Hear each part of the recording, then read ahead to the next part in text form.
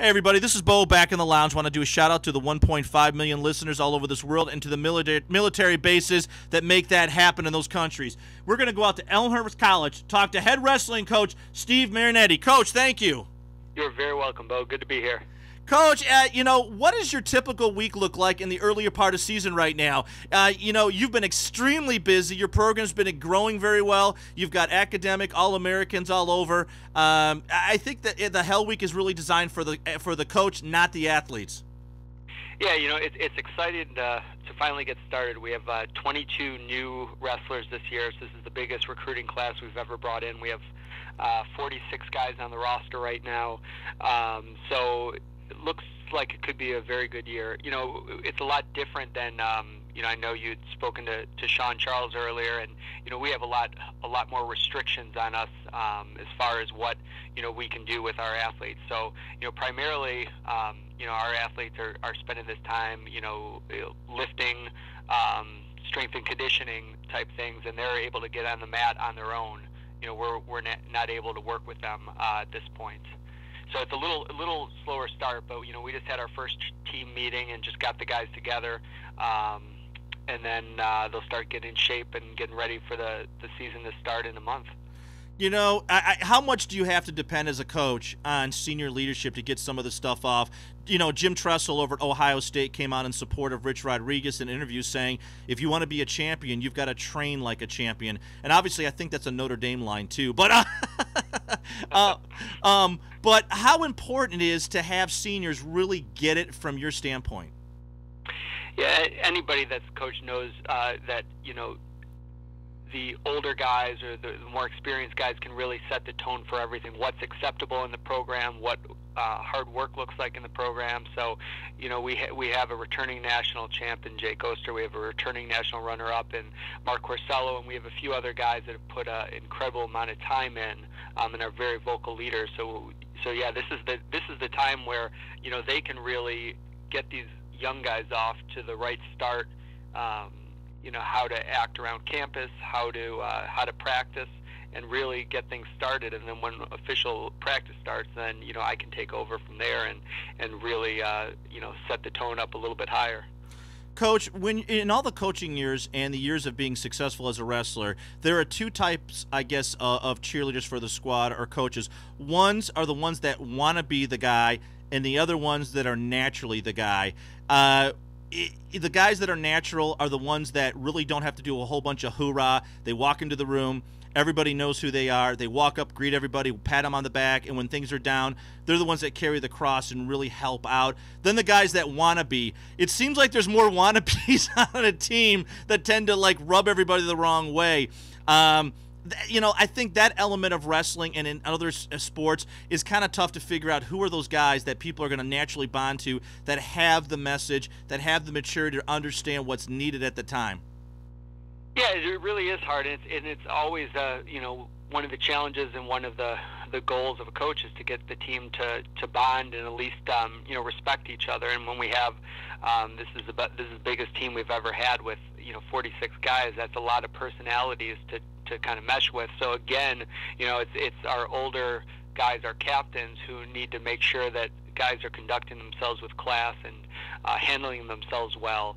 And there's going to be naturally some friction in there, but typically, as the workouts get going and guys work hard together, they get to know each other better, and it gets much easier for these guys to be getting along and seeing each other as teammates and helping each other. Coach, what's impressive, too, is to have that many new faces showing up in your program. Obviously, it's the largest class you have, but with that, as a coach, I know you're going to be optimistic, but you've got to have some more gray hair. You got to be like Tom Borelli and start shaving your head to cover up all that gray with those freshmen. Yeah, I age quite a bit every year, and this year might be even more so. We've got a lot of talented guys. We're going to have some freshmen most likely starting this year, and that's pretty exciting. I think we have talented enough guys that can do that. But yeah, it's really a challenge to manage these guys, and we had a long talk yesterday at our team meeting just about conduct and about each guy has to take care of themselves and get things done and get forms in they need and be there on time, because it's tough to be policing this many guys. Well, you wear so many hats at your program. I mean, a lot of programs that aren't D1 do not have, like, basically a coach for every 5 guys. You're the coach. You've got a few people helping you out, and that's it. So if these guys don't have the maturity to turn in paperwork, it's very stressful on a coach. Yeah, it is. And I do have a few guys, John Young, Rick Lamas, Chris Musha, Matt Kushert, some guys that really help me out, but aren't full-time employees. So they certainly get some of it done. But yeah, we expect these guys to grow up fast and take care of what they need to take care of. We did get a couple text messages and email messages from fans, and one of the question is that how does Rick fit his head into the room? Because Coach Lamas has been stewing a lot of love for Elmhurst every time he's on the WEC. A lot of guys will recognize Ricardo more so than Rick. Do the guys really look up to him as much as a lot of us who follow the WEC and the success?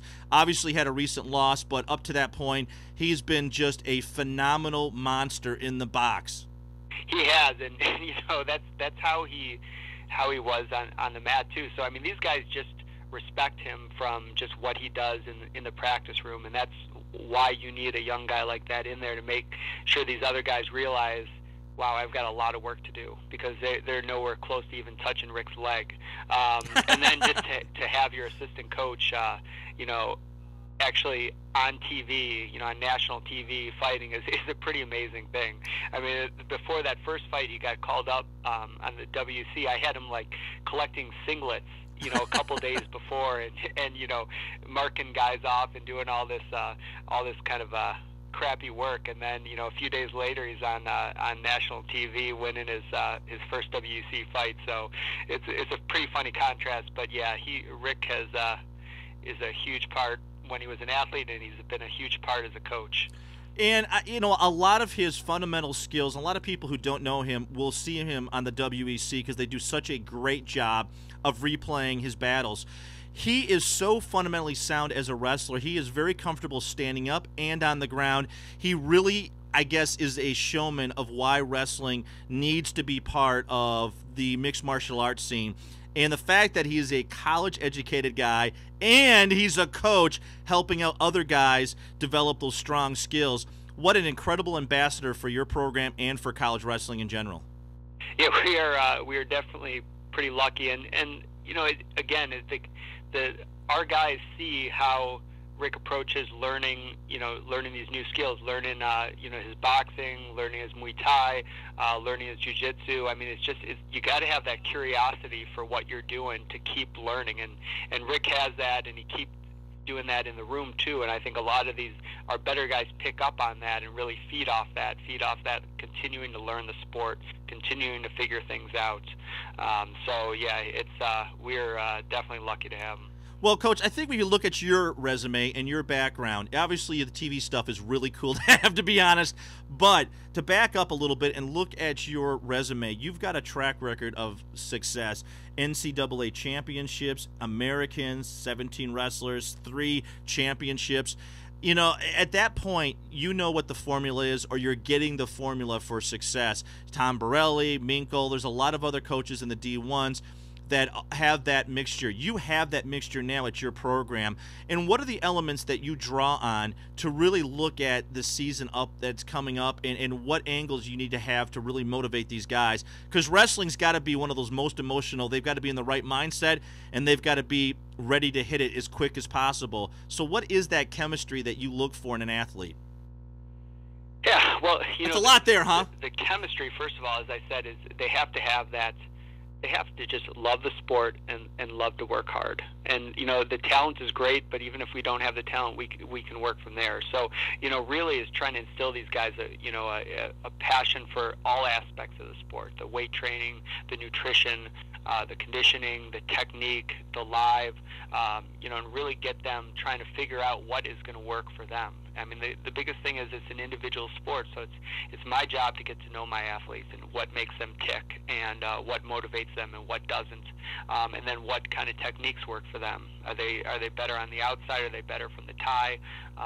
Where are they going to get the most with their style? And so that kind of progresses through the year to try to get the most out of these guys. But between that and having individual meetings with these guys and setting goals for them, individual goals, and then we have our team goals. But since it's an individual sport, they need to have something that's motivating them to get up in the morning and get a lift in, or get up in the morning and drill. And if they have that motivation, that why, then it's much easier for them to get going and keep making that progress throughout the year.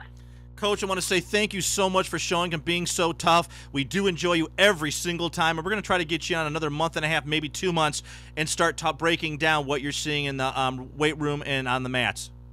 Thanks a lot, Bo. It's always a pleasure. Steve Marianetti, he is a former NCAA champion, and he's over at Elmhurst College, and he's doing his best to make sure he can get more champions out of his program. Coach, you have a good day. 1 second, we are off the air. Hey, Coach, it's always great to have you on, man. You've got